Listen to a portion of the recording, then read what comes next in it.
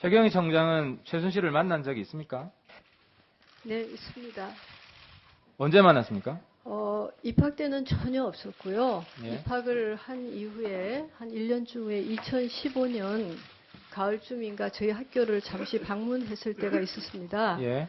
그때 이제 잠시 들러서 얼굴 정도 인사를 했습니다.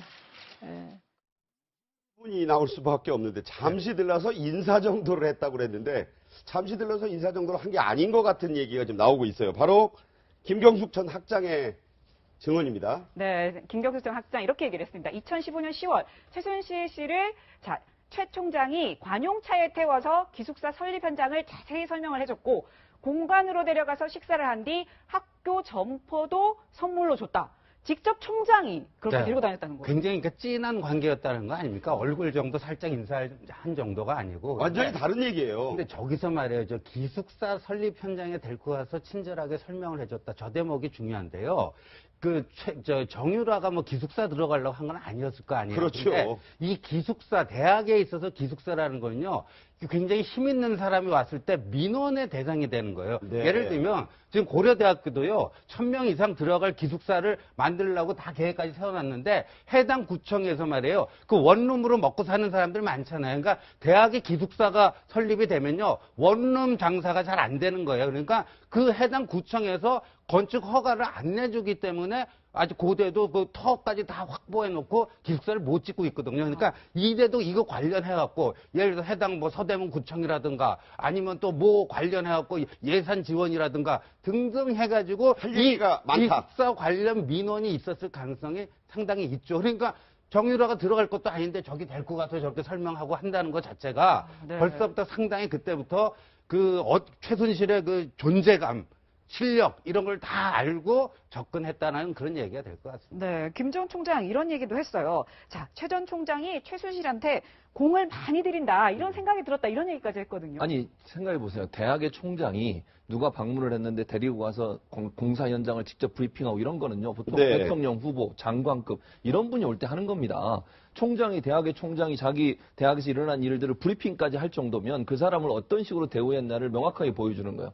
그리고 또 한 가지는 공간에 들어가 식사를 했다고 하는데 보통 총장들이 공간에 들어가 식사할 때 정도 되면요. 다른 대학과 무슨 자매 결혼을 하거나 정말 그 예우를 갖춰야 될 분들을 공간으로 데려가 식사를 하지 일반적으로 이렇게 일반 학부모형들을 데려다가 식사하는 경우는 거의 없어요. 아예 없는 거 아닙니까? 그러니까요. 네. 그건 그러니까 최순실이 했던 최순실이 아니죠. 최순실에 대한 최경희 총장이 했던 행동을 보면 최순실을 거의 대통령급이나 장관급으로 대우했다고밖에 볼 수 없어요. 그 말은 결국 박근혜 전 대통령이 최순실의 배후에서 얼마나 영향을 행사하고 있는지를 최경희 전 총장이 알았던 것이고 본인들이 교육부로부터 지원을 받아야 되는 한 8개인가 9개 교육부 지원 사업을 다 지원받았어요. 이대가.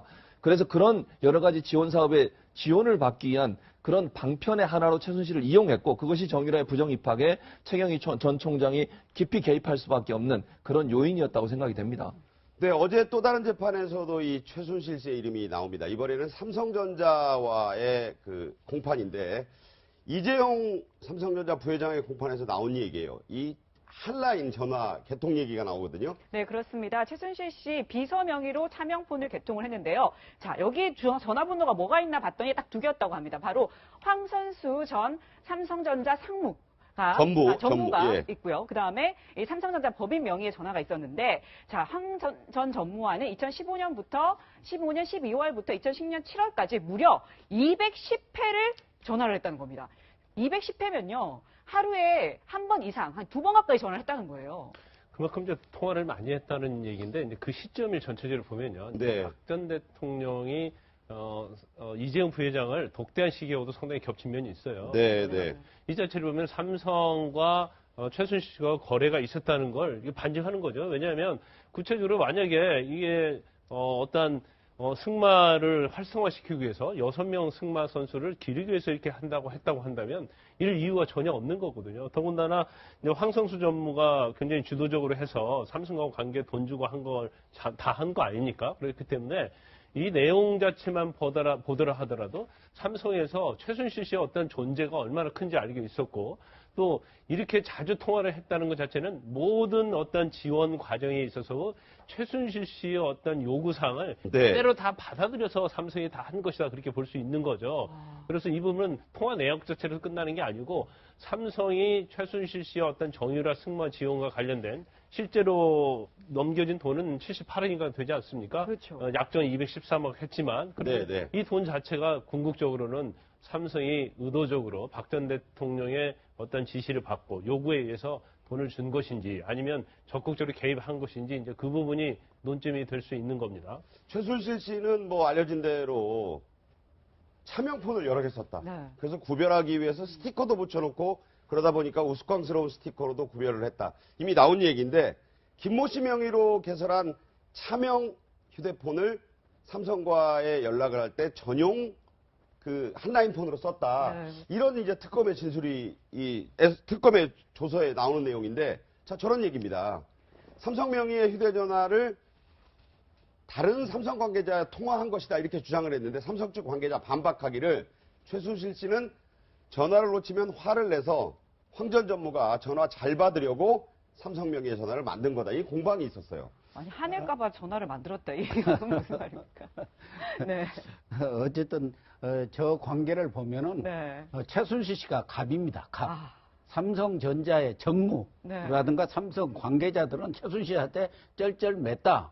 왜 그랬겠습니까? 최순실이 그만큼 힘이 있었다는 것이죠. 특히 최순실 씨가 버럭하는 그런 성격이 있는 것 같아요. 그러니까 전화도 늦게 받으면 뭐 밑에 사람들도 혼이 많이 났다는 거 아닙니까? 그러니까 삼성전자에서 별도로 네. 다른 전화 있는데 따로 하나 있는데도 더 만든 그러고 거죠. 아주 전용선을 만들어 놓은 것이죠. 한 라인을. 네. 그럴 정도로 밀착 관계에 있었다 이렇게 볼 수가 있겠죠. 네.